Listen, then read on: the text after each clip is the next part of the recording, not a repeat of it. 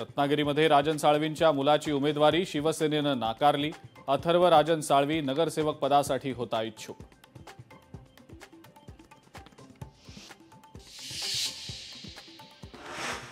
उदयनराजेंसोबत कोणताही फॉर्म्युला ठरलेला नाही। आगामी निवडणुकीमध्ये नगराध्यक्ष हा भाजपचाच असणार, मंत्री शिवेंद्रराजे भोसलेंचं वक्तव्य।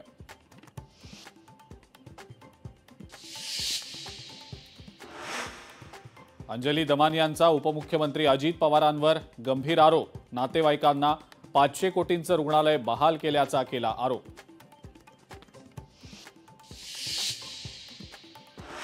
अंजली दमानियांनी केलेल्या ट्विटचा आरोग्य विभागाशी काहीही संबंध नाही।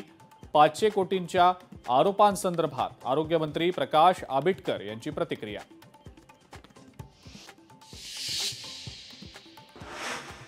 काशीनाथ चौधरींच्या भाजप प्रवेशाला स्थगिती।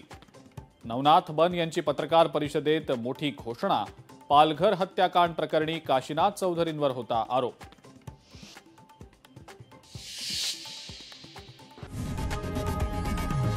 लोकशाही मराठी ऐका, पहा, जागरूक रहा।